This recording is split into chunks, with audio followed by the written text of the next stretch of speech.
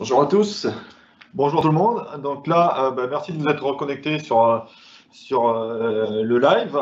J'espère que la dernière fois c'était intéressant. Et pour information, ceux qui n'ont pas pu voir la session de la dernière fois, Alex, tu me dis si je me trompe, les vidéos ont été mises en ligne, c'est ça C'est ça, c'est ça. Donc ça y est, ceux qui n'ont pas eu encore les liens vont le recevoir, mais normalement, voilà, entre Laurent et moi, on a déjà envoyé les liens YouTube, donc vous pouvez dès à présent les visionner, et puis le contenu sera mis à jour à chaque webinar. D'accord. Donc ouais, pour rappel, pour ceux qui n'ont pas assisté à la première session, donc ils peuvent revisionner la session sur YouTube, comme vient de le dire Alexandre. Et pour résumer un petit peu le concept de ce qu'on a mis en place, on a décidé donc de faire un examen clinique scindé en plusieurs parties, en 3 parties.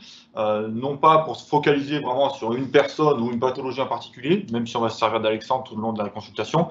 On essaie de vraiment être avoir un panel assez large sur tout ce qu'on va pouvoir faire en testing en cabinet. En profitant pour regarder chez Alexandre les petits soucis qu'on va pouvoir retrouver. Mais c'est vraiment le but, c'est de non pas se focaliser sur une seule pathologie, mais d'élargir un petit peu le panel sur tous les petits tests qu'on va pouvoir faire en cabinet. Donc c'est ce qu'on a fait la dernière fois, où la dernière fois on avait mis en place ensemble l'anamnèse et l'examen sur table. Donc le but du jeu, on avait expliqué déjà la dernière fois, c'est comme une enquête. Donc on va observer certaines choses à l'anamnèse et on va se suivre des éléments de l'anamnèse pour les transférer sur l'examen sur table et tester certaines choses sur l'examen sur table. C'est ce qu'on a fait la dernière fois. Donc juste un petit rappel, ce qu'on a vu la dernière fois pendant l'anamnèse chez Alexandre. Donc il y avait donc déjà c'est un sportif qui fait course à pied. On avait vu une fracture tibiale gauche qui était quelle année, je ne sais plus d'ailleurs. Là ça commence à dater, hein. On va s'approcher 2011, 2012, quelque chose comme ça. Et donc ça c'était un peu le volet un petit peu historique, et ensuite on avait vu en termes de douleur qu'il y avait donc une douleur plutôt gonalgie gauche. Donc, et à la suite de ça, sur l'examen sur table, on avait pu préciser cette douleur-là, qui était plutôt chaîne antérieure au niveau tendon rotulien. Il y avait une sensibilité aussi sur la table d'examen au niveau du périostibial à gauche, et c'était une douleur aussi lombaire, un petit peu lombaire centrale. Donc c'est ce qu'on avait précisé, ce qu'on avait déterminé à la suite des premières étapes de l'examen. Et là aujourd'hui, on va faire la suite de l'examen clinique. Donc la suite de l'examen clinique dit programmé, c'est-à-dire qu'on va faire chaque étape dans le même ordre pour essayer de n'oublier aucune information. Donc là, les 2 prochaines étapes, c'est quoi? C'est la statique. Donc, statique, c'est au sens large, c'est-à-dire que c'est statique sur les 3 plans de l'espace. Il va y avoir de la statique passive, il y aura de la statique active. Donc il y aura différents petits tests qu'on va pouvoir mettre en place. Et ensuite, suivant les informations qu'on va recueillir sur la statique, on va aller faire un peu de testing sur le tapis de marche. Donc pour ceux qui n'ont pas de tapis de marche en cabinet, on va pouvoir faire exactement les mêmes tests sur une piste de marche dans votre cabinet. Il faut avoir quand même un petit peu de place en ayant bien. Alors, contrairement à ce qu'on peut penser, parce que les clichés qu'on entend un peu parfois, c'est j'ai pas suffisamment de place pour mettre un tapis de marche dans mon cabinet. Moi, j'ai tendance à penser l'inverse. Moins on a de place dans le cabinet, plus c'est utile de mettre un tapis de marche. Parce que si j'ai pas énormément de place, j'ai pas suffisamment de distance sur ma piste de marche pour pouvoir analyser proprement. Donc, il vaut mieux avoir un petit tapis de marche compact qu'on replie au bord du mur et le déplier au moment de l'analyse, y compris si on a une petite salle, et surtout quand on a une petite salle finale. Donc comme d'habitude, maintenant vous êtes un petit peu habitués, on a fait 2 webinaires déjà. N'hésitez pas à poser des questions dans le live, en direct. Donc on a Laurent, notre collègue, qui est derrière le PC. Donc s'il y a des questions pertinentes et qui sont liées directement avec ce qu'on est en train de faire, si on a oublié une petite étape ou quoi, il les posera en direct. Et sinon, on se réservera comme d'habitude 5-10 minutes à la fin pour débriefer ensemble sur les différents éléments qu'on a pu voir, quoi. Donc là, on va pouvoir enchaîner directement sur la première étape de l'examen, qui est donc à la suite de l'examen sur table. Normalement, quand on résume ça sur une seule session, on enchaîne sur le podoscope, et encore mieux si vous avez un posturescope, ça vous éclairera un petit peu sur la vue d'ensemble du patient, quoi. Donc là, pour l'instant, tu peux garder le t-shirt et puis on enlèvera un petit peu plus tard. Donc on va te faire monter sur le podoscope. Face, comme ça. Donc là, pour l'instant, donc Laurent, tu peux peut-être te rapprocher un petit peu. On va commencer par ce que vous faites déjà tous en cabinet. Là, je suis vraiment pas inquiet là-dessus. En général, on va commencer sur l'emprise au sol, c'est-à-dire l'empreinte. Alors là, comme on l'a déjà expliqué sur le précédent webinaire il y a 3 semaines maintenant, quand on a fait le webinaire Prescam, on a bien une donnée, une empreinte différente entre ce qu'on reçoit là, ce qu'on voit ici sur le podoscope et ce que vous voyez sur la presscam qu'on abordera une nouvelle fois la semaine prochaine. En quoi c'est différent? Là, on va avoir les points, vous voyez sur les empreintes bleues du podoscope, on va voir les points de contact au sol. Sur la presscam, on va voir les points où il y a une pression qui est exercée sur le sol. C'est deux analyses différentes. Donc ça, là, de façon assez simple, au final, on va commencer notre examen par ça. C'est-à-dire, on va regarder la forme de l'empreinte. Ce qui va nous intéresser, c'est souvent de faire du comparatif droite-gauche. Donc, je vais regarder les zones de contact au sol, notamment au niveau des cuboïdes, par exemple, qui est souvent une zone de conflit articulaire. Le complexe stylo-cuboïdien, c'est souvent une zone de conflit articulaire, notamment sur un pied traumatique. Et donc là, on va regarder déjà s'il y a une perte de contact au sol sur cette articulation-là. Donc, vous voyez, ici, on a la styloïde, et en arrière de la styloïde, on va avoir le cuboïde. Donc, si on fait une projection sur l'empreinte, s'il y en a une perte de contact, ça va nous interpeller. Donc là, styloïde, cuboïde qui est juste en arrière. Donc si on fait une projection, vous voyez mon doigt au sol, cet endroit-là, si on a une perte de contact, on va avoir un conflit potentiellement sur cette zone-là, qui est une zone vraiment cruciale au niveau du déroulé du pas derrière. Donc ça va être intéressant de contrôler. Là, ce qu'on voit ici, on voit rien de particulier. On voit un isthme qui a une largeur physiologique. On n'a pas de différence droite-gauche. Donc on ne s'attarde pas là sur une empreinte comme ça. Et comme je vous ai dit à l'introduction, là, moi, je m'attarde. Pourquoi? Parce que pour vous expliquer certaines situations qu'on peut avoir en cabinet, quoi. On essaie d'avoir une ouverture un petit peu plus large. Donc après, là, classique, on va avoir les empreintes creuses avec différents degrés. On va avoir les empreintes plates avec différents degrés aussi. Voilà, ça, c'est des choses que vous connaissez. Au niveau de l'empreinte, pas grand-chose d'autre pour l'instant. Ensuite, on va remonter d'un cran. Donc, on va regarder au niveau axe calcanéen. Donc, vous vous rappelez, la dernière fois, on avait marqué les trois petits points, donc centre du talon sur le tendon calcanéen et insertion du tendon un petit peu plus haut. Donc, j'ai 3 points ici. Et donc là, si vous possédez un logiciel d'analyse vidéo, vous pouvez prendre des photos et marquer les axes. Ou sinon, vous regardez à l'œil, ou vous pouvez prendre des photos simplement avec votre téléphone, une tablette ou quelque chose et marquer des axes. Donc là, on sait que cet angle-là, évidemment, il ne doit pas être droit. On a un petit valgus qui est physiologique. Ça, vous connaissez, je ne vous apprends rien. Donc, le valgus physiologique, on est autour de 5 degrés. On est sur un valgus physiologique. Donc là, chez Alexandre, si on regarde comme il faut, on va avoir à l'œil un valgus à peu près normé, peut-être un petit peu plus que la moyenne. Il faut des voir avec un petit peu plus de recul et prendre les axes avec précision. Mais on voit qu'on a effectivement une petite pronation visiblement un petit peu majorée sur le côté droit. Mais ça, c'est pas choquant non plus. Donc là, ça, c'est la première chose à regarder au niveau gauche. Ouais. Je pense que la caméra, vous voyez finalement mieux que moi, peut-être, avec un petit peu plus de recul. Ouais. Ouais, effectivement, c'est pas très marqué, mais on a une petite pronation qui est légèrement majorée sur le côté droit. Donc ça, c'est la première chose, c'est l'axe calcanéen. Ensuite, ce qu'on va pouvoir regarder aussi, au niveau de l'arche médiale, on sait qu'on a des petits tests à faire aussi qui vont être là. On est tous sur des contrôles passifs. On peut rentrer sur des contrôles actifs aussi dans la foulée. Donc ça, l'ordre, vous n'êtes pas obligé de respecter tous le même ordre que moi, mais on peut faire ce qu'on appelle un test de windlass en anglais, ou sinon c'est le test de Jack en français. En gros, on prend le gros orteil, on fait monter le gros orteil et on voit qu'on recrée l'arche médiale. Ça, notamment chez les enfants. Ça peut être intéressant, mais y compris chez l'adulte, on voit la réductibilité au niveau de l'arche médiale. Tac, on fait ça, on voit que l'arche médiale se redresse. Ok. Donc là, on sait déjà que sur un pied comme celui-là, au niveau d'Alexandre, on ne peut pas appeler ça un pied plat. Par contre, on peut dire que l'arche est légèrement affaissée. Donc, si on a en tête de partir sur une semelle thermomoulée dans un second temps, on sait que le pied, c'est un amortisseur. Ce qu'on veut, le pied, c'est qu'il vienne s'abaisser et remonter. C'est ce qui amortit la foulée. Donc, si on prend un moulage avec l'orteil en position haute, on va augmenter l'amplitude de travail au niveau du médio-pied et donc augmenter les capacités d'absorption de la foulée. Notamment chez un coureur, ça peut être intéressant. Donc, il faut laisser la semelle travailler. On ne va pas forcément combler le vide dessous. Par contre, on va augmenter l'amplitude de travail et du coup diminuer les contraintes. Donc, si on diminue les contraintes au niveau plantaire, on diminue les contraintes au niveau genou, on diminue les contraintes plus haut, et ainsi de suite. Donc, ça, c'est déjà une première chose intéressante qu'on peut noter ici. On n'est pas sur un pied plat, on est sur un pied un petit peu affaissé qui manque d'amplitude de travail. D'accord? Donc, ça, c'est au niveau complexe pied-cheville. Donc, on a fait du passif, c'est-à-dire qu'on rate juste les angles en passif, et on a fait de l'actif pour essayer de regarder un petit peu comment ça réagit musculairement. D'accord? Donc ça, c'est la première chose. Au niveau pied-cheville, à mon avis, c'est ce que vous faites déjà tous en cabinet. Ensuite, on peut remonter d'un cran et on regarde au niveau genou. Sur ce plan-là, on va pouvoir voir si on a un récurvatum ou un flexum, surtout en unilatéral, parce que bilatéral, on ne verra pas forcément les angles. Par contre, facilement, si on se projette comme ça par-dessus, on va voir en gros si j'ai un récurvatum ou si j'ai un flexum unilatéral.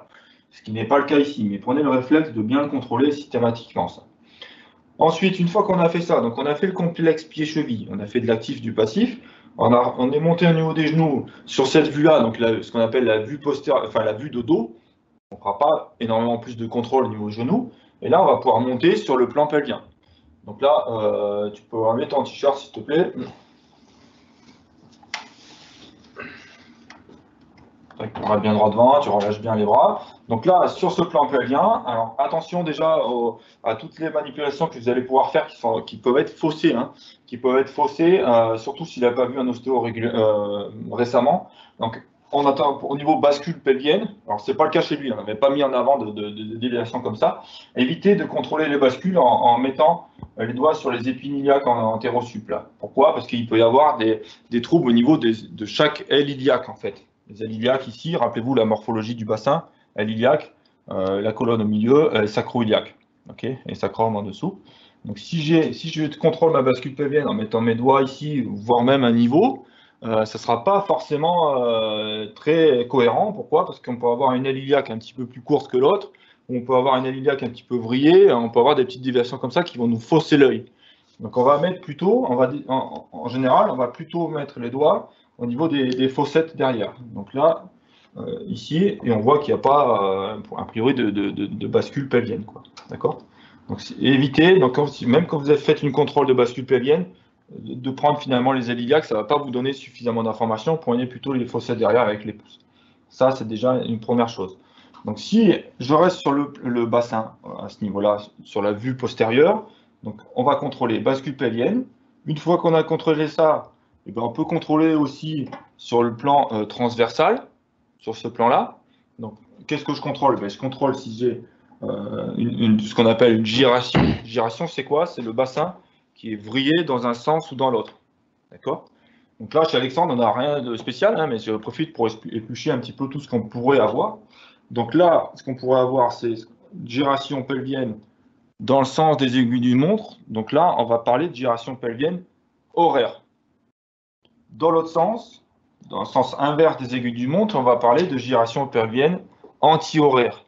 Évitez de parler de gyration droite ou gauche.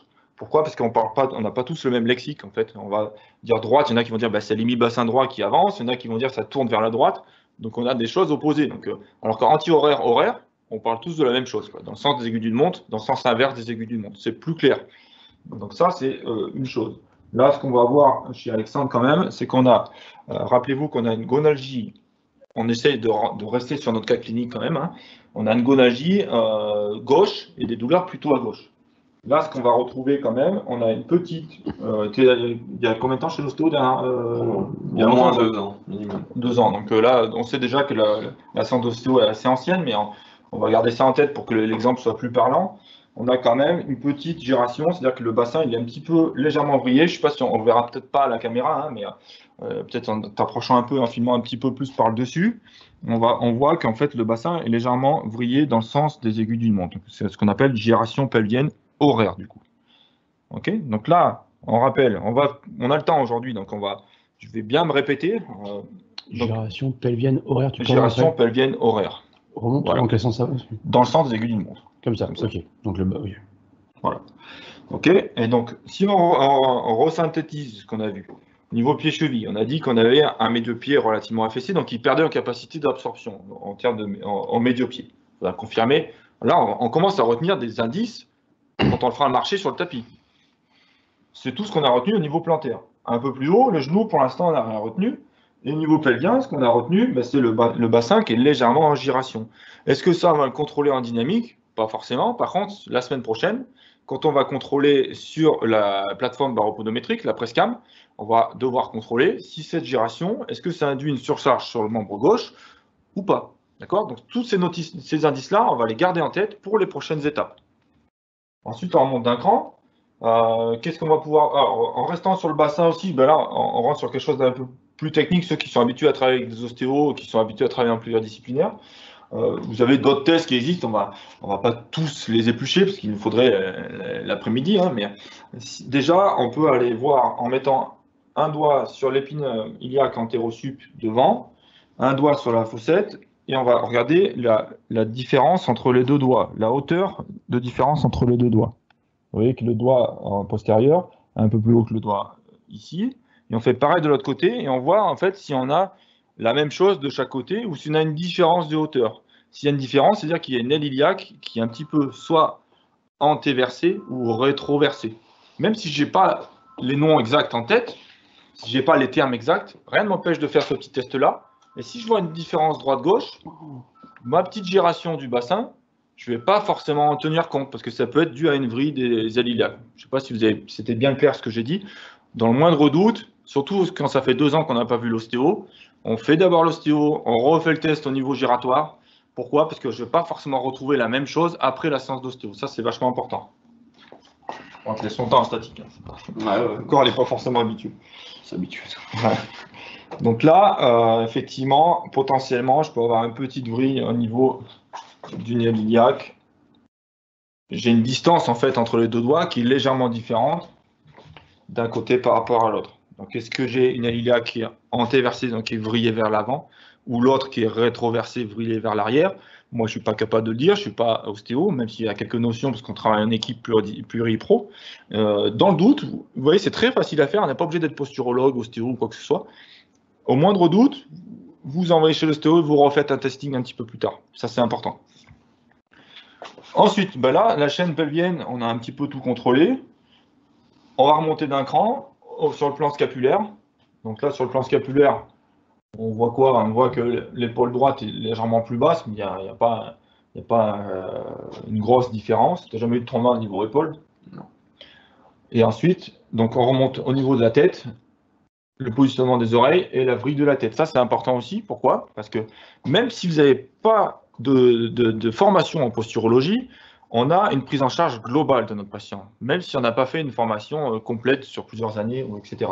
Donc, si on voit une tête légèrement vrillée comme ça, si on voit une tête légèrement penchée, qu'est-ce que ça va nous donner comme information? Ça veut dire que potentiellement, les informations qu'on appelle descendantes, c'est-à-dire qui viennent de la tête, donc les yeux, l'oreille interne, la mâchoire, il y a peut-être un déséquilibre quelque part qui lui fait mettre sa tête dans une position un peu différente.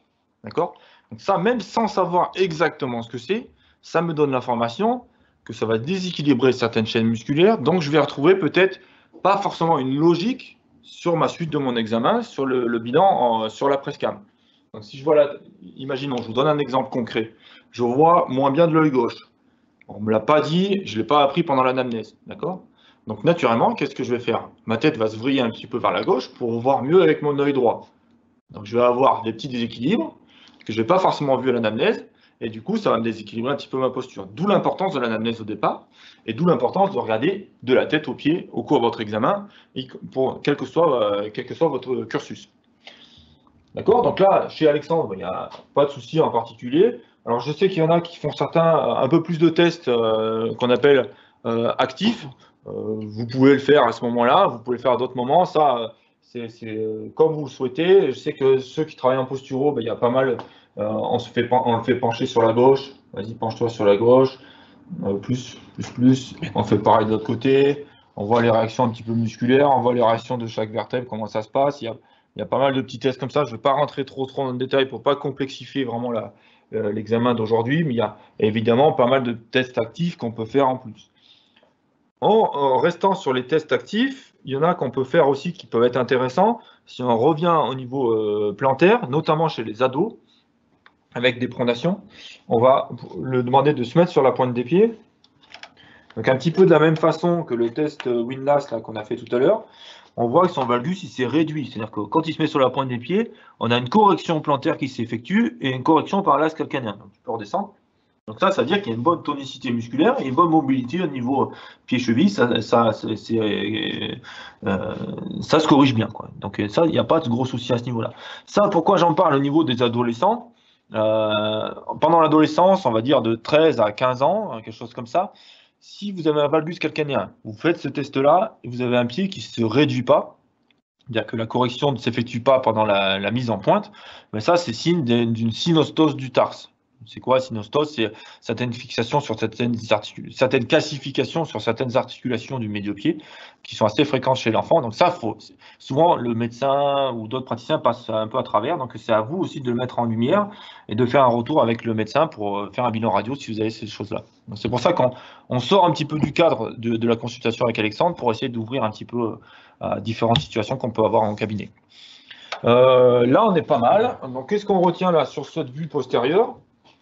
Petit affaissement qui perd en amplitude en médio-pied et le bassin qui est légèrement en giration horaire, d'accord? En sachant que ça, je garde ça en tête, mais qu'il y aura sans doute un travail à faire après l'ostéopathe derrière.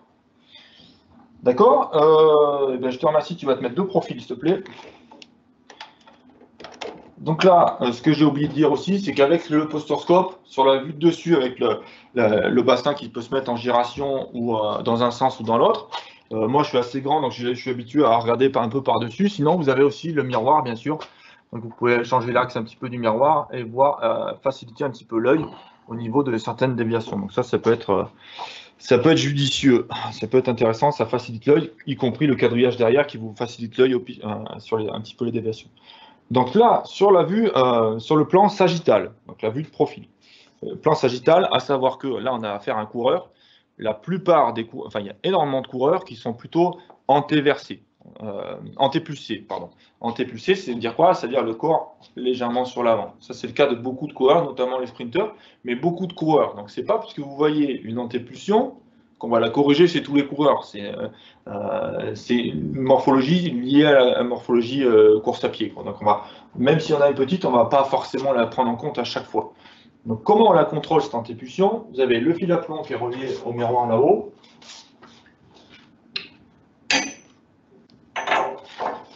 Donc on déverrouille le fil à plomb. Donc le fil à plomb, hop, quand on est en avant de la malléole externe, ici, on doit passer, hop, donc juste en avant de la malléole externe ici, on doit passer au niveau du grand trochanter et du tragus de l'oreille. Ça, c'est l'axe physio. Donc là, on voit chez Alexandre qu'il est légèrement antépulsé. On vient de le dire, c'est un coureur. Je ne vais pas forcément en tenir compte. D'accord? Ça va être important. Sur ce plan-là, ce qu'on peut faire aussi, on récupère le fil à plomb. Donc, si vous n'avez pas de posturscope, vous achetez un fil à plomb seul. Hein. Et donc là, on va pouvoir faire des comparatifs droite-gauche aussi. Non. On va pouvoir faire des comparatifs droite-gauche aussi en termes d'axe sur le plan sagittal. Donc, si on veut regarder avec plus de précision, là, ce n'est pas le cas chez Alexandre, mais on l'explique quand même. Si on a flessum recurvatum, je peux me servir aussi du fil à plomb. Donc là, fil à plomb, pareil, en avant de la malléole externe. Je peux te rapprocher peut-être un peu. En avant de la malléole externe, grand trochanter. Attends. Et on doit passer, le fil à plomb doit passer juste en arrière de la rotule. Je fais quoi de ma main? Tu l'enlèves. Donc, tu peux la couper. Donc, malléole externe, grand trochanter. Et donc là, on peut regarder visuellement et on fait un comparatif avec l'autre côté et on voit s'il y en a une différence droite-gauche. Tu peux te mettre de l'autre profil, s'il te plaît. Donc, malléole. Et là, qu'est-ce qu'on voit? Ça commence à être un petit peu intéressant parce qu'on a un léger récurvatum côté gauche, côté traumatisé. C'est-à-dire qu'on voit, si on remet le fil à plomb, tout à l'heure on était à un axe à peu près comme ça, on va dire, et là je suis un peu plus proche de la rotule, donc mon genou gauche, et on voit même ici, hein, le genou gauche, de par le traumatisme qu'il y a eu de fracture du tibia, il est légèrement en récurvatum, d'accord? En rappelant qu'on a une douleur aussi au niveau tendon rotulien. Donc on a une certaine logique. Hein. D'accord? Donc là, comme quoi, ça vaut le coup de faire ces tests-là avec le fil à plomb, parce qu'on n'avait pas forcément repéré sur la vue de dos. Quoi d'autre sur cette vue-là? Cette vue-là, on a quand même moins de choses à contrôler. Hein. Vraiment, le principal, c'est antépulsion, rétropulsion, le fil à plomb pour regarder flexum, récurvatum. Et après, il peut y avoir du test un peu actif aussi. Donc, on peut tester le solaire, qui est un des chefs du triceps derrière. Donc, pour tester ça, on fait une flexion de genou des deux côtés et tu montes sur la pointe des pieds. Donc, si ça monte nickel, c'est-à-dire que le solaire il fonctionne bien, on peut le faire, tu peux redescendre. On peut le faire aussi en unipodal. Là, honnêtement, chez Alexandre, ça ne vaut pas vraiment le coup. Il n'y a pas de raison que ce muscle-là soit faible. Mais sur une tendinopathie calcanéenne, par exemple, ou sur certaines tendinopathies, on peut aller contrôler ça pour voir s'il y a une faiblesse au niveau de ce muscle-là. S'il y a une faiblesse au niveau de ce muscle-là, ben, on bascule en kiné. On essaie d'envoyer chez nos collègues kinés. On essaie de travailler en pluripro, on ne fait pas la semelle tout seul dans son coin. S'il y a besoin d'envoyer chez l'ostéo, on envoie chez l'ostéo. S'il y a besoin de faire des séances de kiné, on envoie chez les séances de kiné. S'il faut refaire un point avec un médecin du sport ou un médecin généraliste, il faut le faire aussi. Ça, c'est important de travailler en équipe. Le bassin de parler cohérence. Sur ce plan-là, qu'on peut voir aussi, au niveau du rachis, évidemment. Hein, donc, si on est lordose hyphosé, donc lordose, c'est quoi? C'est donc hypo ou hyperlordose. Hyperlordose, je suis trop cambré. Hypolordose, j'ai pas de cambrure. D'accord? Hyper, hypo. Et au niveau de la syphose, pareil. Donc là, sur ce plan-là aussi, ce qu'on peut contrôler, c'est, on a parlé d'antépulsion, rétropulsion, et après, antéversion, rétroversion, c'est quoi? C'est juste le bassin. Est-ce que je suis vers l'avant, vers l'arrière? D'accord? Donc là, il n'y a pas de souci, mais si, je m'explique, si j'ai une antéversion, elle va me créer une hyperlordose. D'accord? Rétroversion, elle va me créer une hypolordose. Donc il y a un lien entre les deux. Et ça se travaille en kiné. Donc si je le vois à moi, rien ne m'empêche de mettre dans mon... On n'est pas kiné, hein, mais rien ne m'empêche de mettre dans mon compte rendu antéversion entraînant une hyperlordose. Du coup, intéressant de travailler potentiellement en kinésithérapie. Qu'en pensez-vous? Quelque chose comme ça. Ça va être important. C'est pas nous à de prendre la décision, mais c'est à nous de le voir quand même. Ok, donc le plan sagittal, on a fait un petit peu le tour. Maintenant, on va te demander de te mettre face à nous. Donc, rappelez-vous, la dernière fois, on avait fait des petits points de repère au niveau du centre des patellas aussi, également. Donc, vous pouvez mettre des petites pastilles aussi. Hein. Moi, je colle des petites pastilles. Soit vous pouvez faire des petites croix avec des crayons dermo, là. On ne les voit pas forcément hyper bien à l'image, là. Il y a des petites croix, en fait, au centre des rotules. D'accord? Soit vous pouvez mettre des petites pastilles. Ça, c'est à vous de voir. Donc là, on va avoir pas mal de petites choses à contrôler. Donc la première chose déjà, ça vous êtes habitué, je ne vous apprends rien, au niveau de l'axe des orteils. Donc on va contrôler sur ce plan-là, est-ce que j'ai un hallux valgus, est-ce que j'ai un hallux varus, est-ce que j'ai des griffes d'orteils, est-ce que j'ai un quintus varus, etc., etc. Toutes les déviations des orteils sur ce plan-là. Donc là, ici, chez Alexandre, rien à signaler. Hein.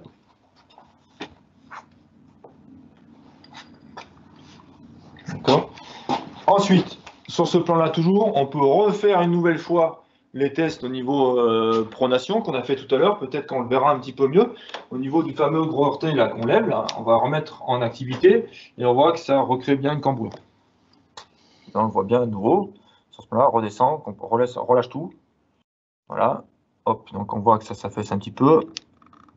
On fait le test, on voit qu'il vient bien redresser. D'accord? Et donc là, on peut refaire une nouvelle fois, parce qu'on a pu se tromper sur l'autre vue, on va refaire une nouvelle fois du comparatif droite-gauche. Donc, contrairement à ce qu'on avait commencé à mettre en place, à imaginer tout à l'heure, on avait parlé peut-être d'une pronation un petit peu majorée à droite.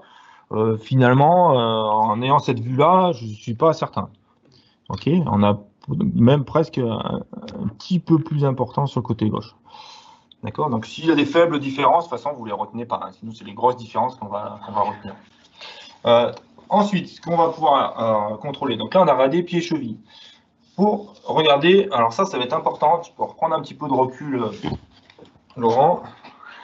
Ce qui va être important maintenant, c'est au niveau axe genou. Alors là, il y a pas mal d'erreurs qui sont faites, donc on va y aller tranquillement. Donc là, tu vas venir faire toucher tes deux talons derrière. La petite barre, là. Tu vas une petite barre derrière. Voilà. Et tu vas te mettre les pieds parallèles pour l'instant.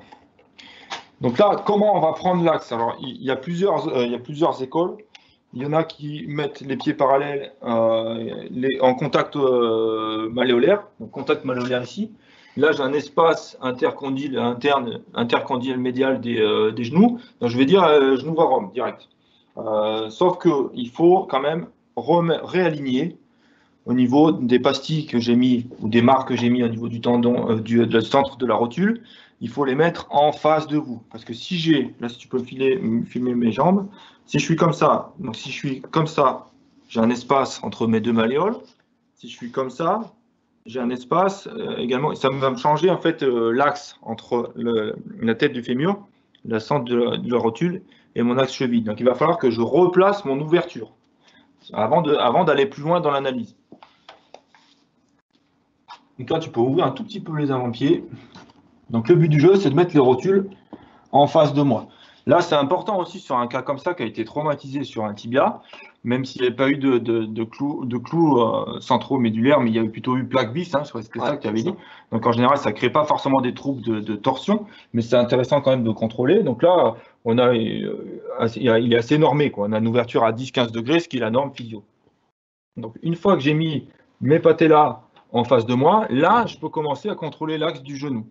Et pas avant. Donc je fais cette ouverture et ensuite je contrôle.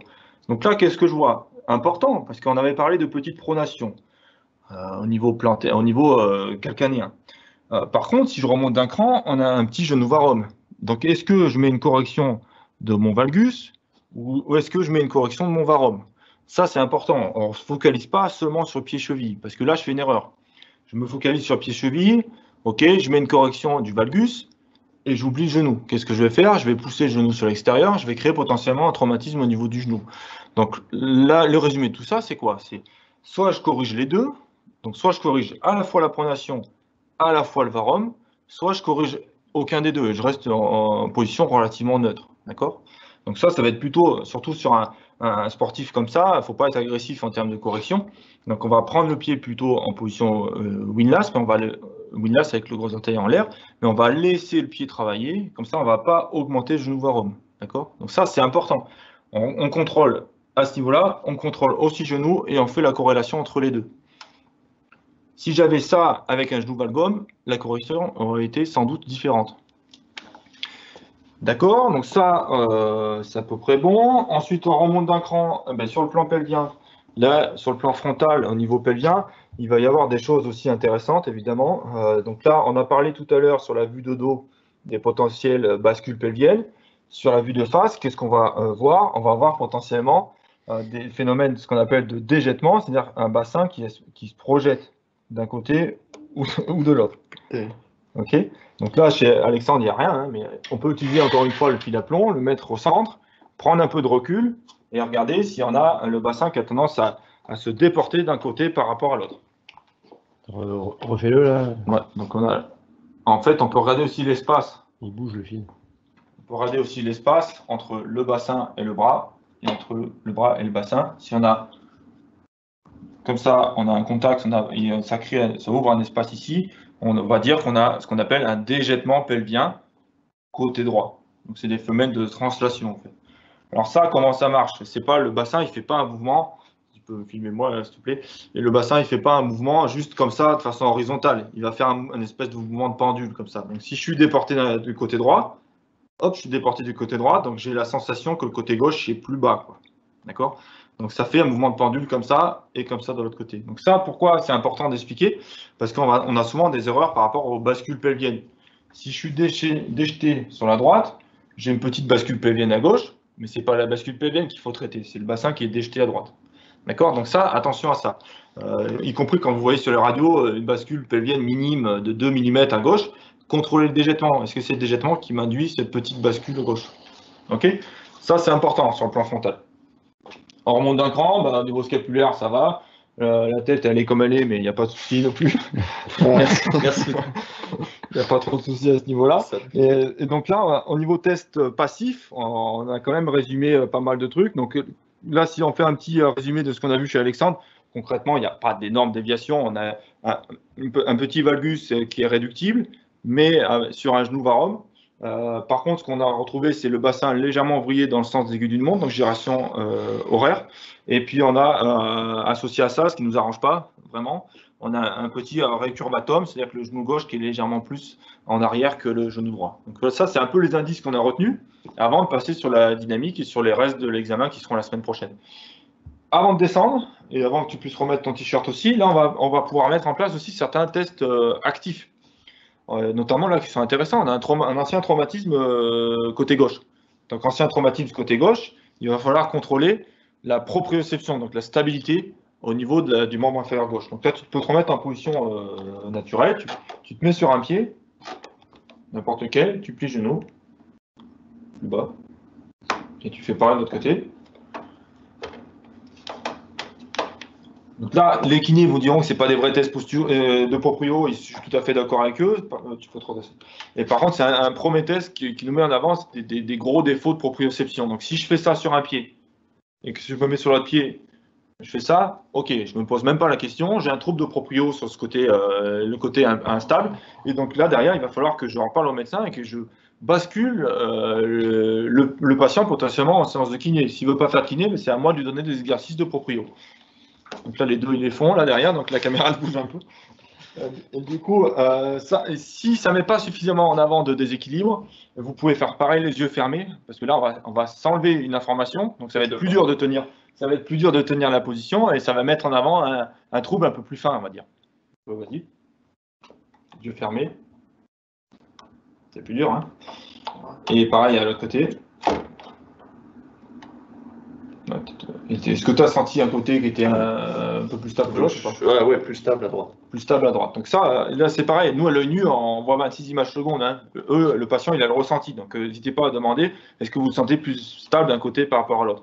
Alors on a tous un pied d'appel et un pied un peu plus stable que l'autre. Hein. Mais là, on sait qu'on a quand même un ancien trauma. Donc dans le doute, vu qu'on a quand même des gonalgies plutôt gauche, une douleur plutôt périoste côté gauche, ça peut valoir le coup au moins de bosser de la proprio un petit peu à domicile sur ce côté-là. Quoi d'autre? Ben là, je pense qu'on a fait un petit peu le tour. Si j'ai oublié un petit peu des choses, on l'évoquera ensemble dans la partie débrief à la fin. Donc là, je te laisse remettre ton t-shirt. Non. Montre le podoscope, Thomas, pour montrer le... Voilà. Le côté automatique du podoscope. Ouais. Placement produit. High-tech. Placement produit. Du coup, là, on va passer sur le tapis de marche maintenant. Alors attends, on remet le trépied. Donc encore une fois, ceux qui n'ont pas de tapis de marche, pas de souci, vous faites marcher dans votre salle d'examen. Par contre, vous gardez une distance assez importante quand même. Il va falloir le faire pas mal d'allers-retours parce qu'on va voir qu'on a quand même pas mal de choses à contrôler sur plusieurs plans de l'espace. Donc par rapport à ce qu'on a vu en statique, déjà la première chose, c'est au niveau trouble, déjà au niveau valgus. Est-ce que le valgus calcanéen et le petit affaissement médio-pied, est-ce qu'il est majoré en dynamique ou est-ce qu'il est minoré en dynamique? Vas-y, tiens-toi de ce côté. On te fait partir. Il est temps.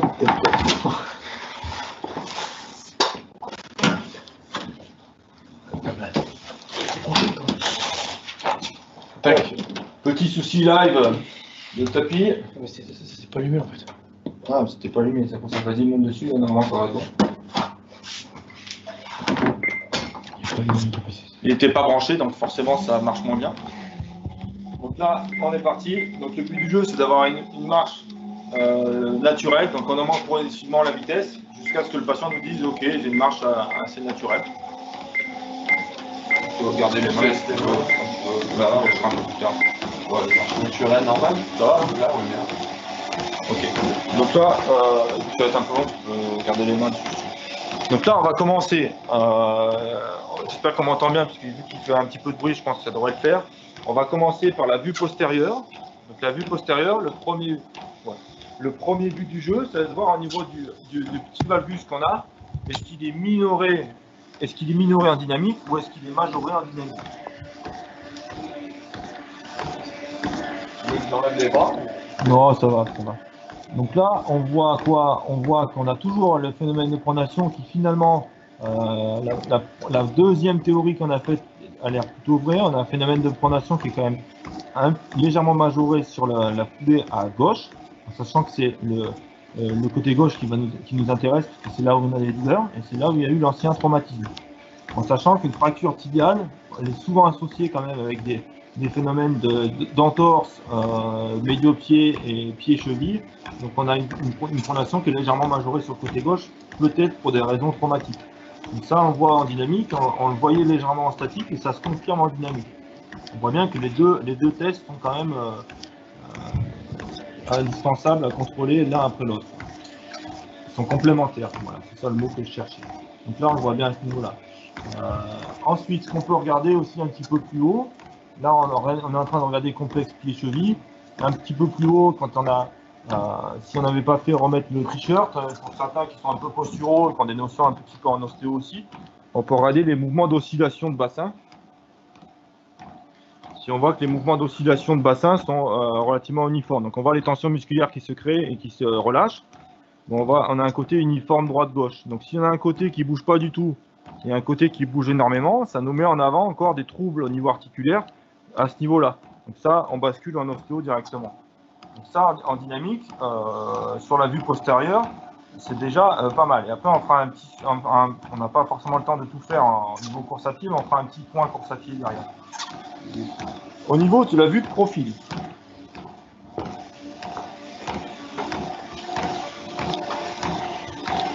Au niveau de la vue de profil. Donc là, qu'est-ce qui va... sa tête ne nous intéresse pas. Donc niveau vue de profil, on va regarder un peu plus bas au niveau plantaire. Voilà. Donc là, ce qui va nous intéresser sur cette vue-là, c'est au niveau de l'attaque talonnière déjà. Donc, normalement, on est censé attaquer le pas avec le pied à peu près à 90 degrés. Donc là, c'est ce qu'on voit. Et on a une attaque talonnière plutôt postéro-latérale, qui est le cas aussi. Donc là, privilégiez des logiciels d'analyse vidéo si vous voulez faire du ralenti, ou sinon vous regardez juste à l'œil. Là, on va voir aussi sur ce point-là, est-ce qu'on a des phénomènes, parce que la dynamique va être intéressante, hein, est-ce qu'on a des phénomènes de récurvatum dynamique ou de flessum dynamique? Est-ce que j'ai un genou plus fléchi que l'autre, ou est-ce que j'ai un genou qui est plus en arrière que l'autre? En statique, on avait le genou gauche qui était un peu en arrière, en récurvatum. En dynamique, on voit que en fait, musculairement, ça compense bien et qu'on a plus ce phénomène-là en dynamique. Donc, sachant que la plupart des pathologies, c'est des troubles dynamiques. Hein. Donc, si en statique, il y a un trouble, mais qu'il équilibre en dynamique, je ne vais pas forcément en tenir compte. Ça, c'est très important. Hein. On va avoir peut-être 70 ou 80% des pathologies qui sont liées à un trouble dynamique. Hein.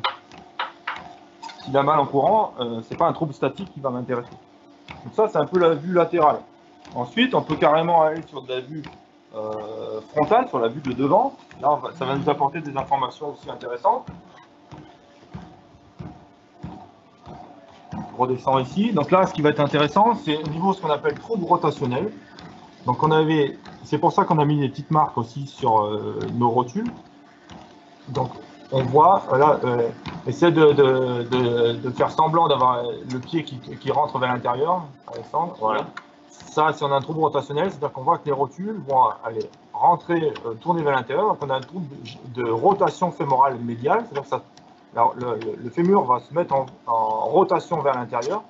Donc ça va me créer potentiellement des syndromes rotuliens, des choses comme ça. Donc là, c'est sur ce plan-là qu'on va. Là, tu peux remarcher normalement. Ah, ça, c'est normal. Et donc, ça, c'est des choses qu'on va contrôler. Au niveau trouble rotationnel, c'est important. Stabilité des rotules aussi. C'est ce qu'on appelle l'angle de clic, hein. C'est-à-dire que c'est l'angle d'ouverture des pieds. Il doit correspondre à l'angle d'ouverture que j'ai mis en statique sur le podoscope. Donc, il était à peu près à 10-15 degrés. Et là, il respecte bien cet angle-là en dynamique. Donc, on n'a pas de phénomène de rotation. Donc, ça, c'est important de le contrôler. Les rotules sont relativement stables aussi. D'accord. Donc là, sur la vue de devant, on voit aussi hein, le phénomène un petit peu de pronation qui est légèrement majoré, ouais, qui est majoré quand même sur le côté gauche. On voit bien sur cette vue-là. D'accord. Donc ça va être des choses qu'on va devoir contrôler sur la plateforme. On va se faire un petit débrief là-dessus. On va l'arrêter, Alexandre. On peut retourner en plan fixe.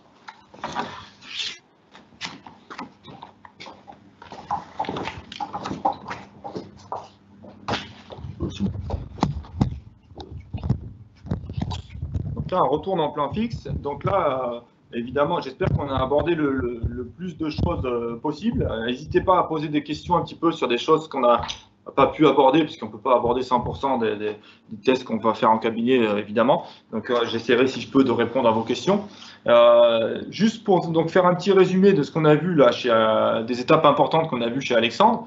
Donc, on a le pied gauche qui est légèrement plus en pronation que le pied droit. On a quoi? On a une pronation bilatérale, donc un peu majorée à gauche. Par contre, on a un genou varome, donc faire attention, pas d'hypercorrection au niveau de la pronation, ça très important. Sur le plan pelvien, qu'est-ce qu'on peut dire? On a le bassin légèrement en gyration horaire, dans le sens des aiguilles d'une montre. Donc ça, c'est ce que je garde en tête pour voir si c'est une incidence au niveau du test qu'on va faire sur la presse cam la semaine prochaine. C'est à peu près tout. Et on avait un léger curvatum sur le côté gauche. Par contre, en dynamique, il l'équilibre bien. Donc celui-là, il me gêne pas spécialement. Donc là, ce que je retiens, c'est est-ce que cette gyration pelvienne, elle m'amène à un déséquilibre sur le plan postural, donc à contrôler sur la presse cam? Est-ce que j'ai une répartition droite-gauche qui est bonne, oui ou non? Est-ce que je vais pouvoir mettre en place un petit traitement par rapport à ce trouble de gyration? Pour l'instant, je n'ai pas la réponse. C'est des choses qu'il va falloir contrôler. La pronation, est-ce que je vais la contrôler aussi sur la presse cam la semaine prochaine? Est-ce que j'ai une pronation effectivement qui est majorée sur le côté gauche? Et donc, est-ce que ça peut m'induire des petites gonagies côté gauche? Et surtout, il est moins en capacité d'absorption des ondes de choc du coup à gauche parce qu'il est plus en pronation. Et j'ai une douleur, on a une certaine logique quand même, hein, parce qu'il y a une douleur sur le périos tibial à gauche. Vu que le pied gauche est plus affaissé, il est moins en capacité d'absorber les affoulés dans la face plantigrade, et du coup, on peut avoir le périos qui s'inflamme un peu. Donc, on a une certaine logique quand même dans tout ça. Donc ça, c'est des choses qu'on va garder en tête pour la semaine prochaine, et on réinvestira sur la prochaine étape de l'examen, qui est l'examen sur la presse cam. Donc là, on pourra faire ensemble du comparatif avec et sans plan d'appareillage, voir si on valide ou pas. On va pouvoir faire de la dynamique, et en introduisant des courbes cette fois-ci. Donc, on va faire un petit cours rapide sur certaines courbes qu'il faut connaître en baropodométrie avant de pouvoir comparer, de pouvoir faire de la dynamique, voir comment ça réagit sur cette foulée à gauche. C'est ce qui va nous intéresser. Donc ça, c'est un peu le résumé de ce qu'on a pu voir aujourd'hui. Juste, je voulais faire un petit point sur certains qui font de la podologie du sport, parce que je m'attendais à avoir la question. Est-ce que je fais courir mon patient? La réponse est oui, pas forcément là aujourd'hui, mais pas forcément pieds nus non plus. Parce que Alexandre, il court avec des chaussures, il ne fait pas de la course pieds nus ni avec une chaussure hyper minimaliste. Donc on va aller le faire courir sur le tapis de marche pieds nus, alors qu'il n'est pas habitué à courir ni pieds nus ni sur tapis de marche. On va recueillir pas suffisamment d'informations à mon sens. Donc oui, si vous voulez faire courir votre patient, mais faites-le chausser d'abord. Et là, vous allez pouvoir recueillir des informations intéressantes, telles que le type de la foulée. Est-ce que j'ai une foulée plutôt pronatrice, plutôt supinatrice? Ça, vous allez le voir aussi avec l'usure des chaussures. Et aussi, est-ce que j'ai une foulée plutôt aérienne ou terrienne? Ça, vous connaissez un peu ceux qui font un peu de podo de sport. Donc, en gros, est-ce que j'attaque la foulée plutôt à plat ou sur l'avant du pied, donc une foulée plutôt aérienne, ou est-ce que j'attaque plutôt en talon, donc une foulée plutôt terrienne? Donc, on va avoir des pathologies un petit peu différentes si je suis sur un type de foulée ou l'autre.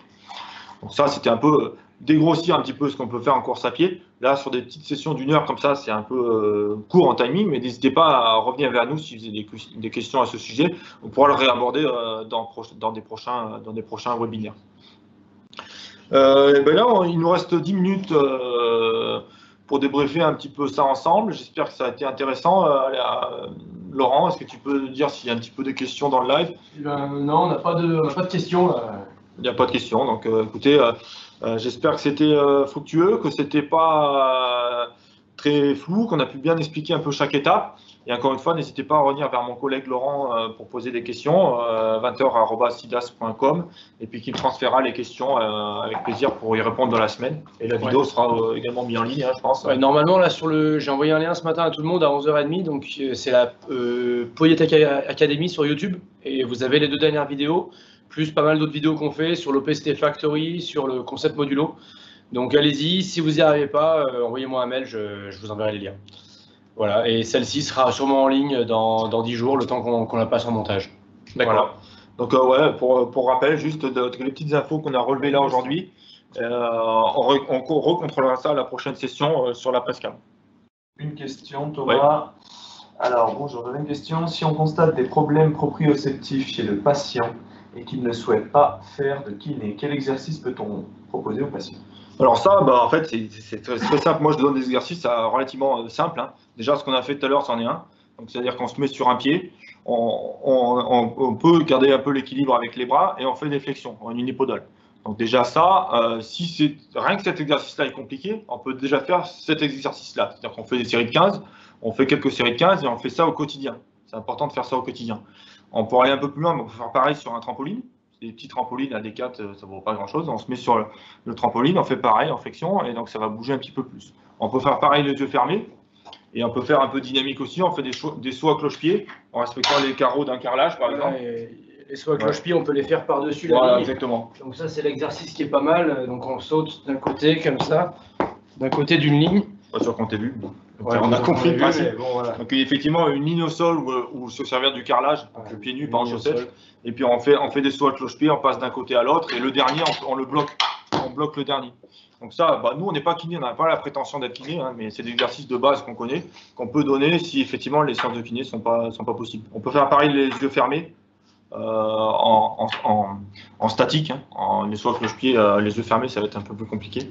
Et donc là, c'est déjà une bonne base de travail.